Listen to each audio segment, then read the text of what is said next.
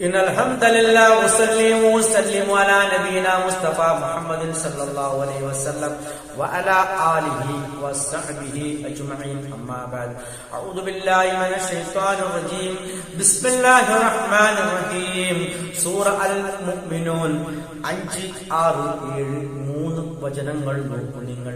വല്ലദീന ഹും ലിഫുറൂജിഹിം ഹാഫിദൂൻ, വല്ലദീന ആ വിജയികളായ ഒരുവർ, യാതൊരു കൂട്ടരാണവർ, ഹും അവർ, ലിഫുറൂജിഹിം അവരുടെ ഗുഹ്യസ്ഥാനങ്ങളെ, ഹാഫിദൂൻ സൂക്ഷിക്കുന്നവരാകുന്നു.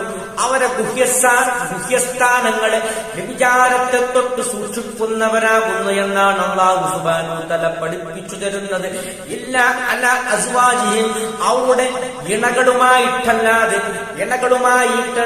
മാത്രമേ അവർ ബന്ധപ്പെടുകയുള്ളൂ. അതവർക്ക് ഹലാലാണ് താനും. ഔമാ മലക്കത്ത് ഐമാനുഹും, അല്ലെങ്കിൽ വലങ്കൈ ഉടമപ്പെടുത്തിയവർ അടിമ സ്ത്രീകളാണ് അവിടെ ഉദ്ദേശം. ഫഇന്നഹും ഗൈറു മലൂമീൻ, ഫഇന്നഹും അപ്പോൾ നിശ്ചയമായും അവർ ഗൈറു മലൂമീൻ ആക്ഷേപത്തിനർഹരല്ലാത്തവരാണ്, അവർ ആക്ഷേപിക്കപ്പെട്ടു കൂടാത്തവരാകുന്നു എന്നാണ് പറയുന്നത്. കാരണം അള്ളാഹു ഹലാലാക്കിയവരുമായി മാത്രമേ ബന്ധപ്പെടാൻ പാടുള്ളൂ. അതല്ലാത്ത എല്ലാ വ്യഭിചാരങ്ങളെയും അള്ളാഹു സുബ്ഹാനഹു വ തആല തുടച്ചു നീക്കുന്നു, അതിനൊക്കെ നിഷ്കാസനം ചെയ്യുന്നു എന്നാണ് ആ പറഞ്ഞതിന്റെ പൊരുൾ. അത്തരം മുഅ്മിനീങ്ങളാണ് വിജയിക്കുന്നത്. അള്ളാഹുവിനെ ഭയപ്പെട്ടുകൊണ്ട് വ്യഭിചാരവുമായി ബന്ധപ്പെട്ട എല്ലാ വശങ്ങളും ഇതിൽ നിന്നും വിട്ടുനിൽക്കുന്ന മുഅ്മിനീങ്ങളാണ്. അത് മാത്രമല്ല അപ്പോൾ മനിത്തക ആരെങ്കിലും ഒരുവൻ തേടുന്നുവെങ്കിൽ അതിനപ്പുറത്തേക്ക് തേടുന്നുവെങ്കിൽ, അതല്ലാത്ത എന്തെങ്കിലും വ്യഭിചാരത്തിന്റെ രൂപങ്ങൾ അവൻ തേടുന്നുവെങ്കിൽ അപ്പോൾ അവർ തന്നെയാണ് ആദൂൻ, അതിരുവിട്ടവർ എന്നാണല്ലോ പറയുന്നത്. നോക്കൂ നിങ്ങൾ, ചില ആധുനികരായ മുഫസ്സിറുകൾ പറയുന്നത്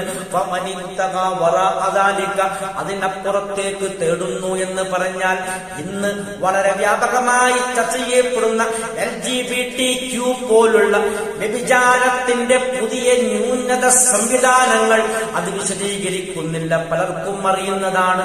അത്തരം വ്യഭിചാരങ്ങളുടെ എല്ലാ വശങ്ങളും ഈ ആയത്തിന്റെ പരിധിയിൽ വരുമെന്നാണ് പറയുന്നത്. അതാണ് അതിനപ്പുറത്തേക്ക് എന്ന് അല്ലാഹു സുബ്ഹാനഹു വ തആല പ്രത്യേകം എടുത്തു പറയാൻ കാരണം. ഇതല്ലാത്ത എല്ലാത്തരം വ്യഭിചാരങ്ങളെയും അല്ലാഹു സുബ്ഹാനഹു വ തആല നിരോധിച്ചിരിക്കുന്നു. അതിൽ നിന്നും വിട്ടു നിൽക്കുന്ന മുഅ്മിനീങ്ങൾ വിജയം വരിച്ചിരിക്കുന്നു.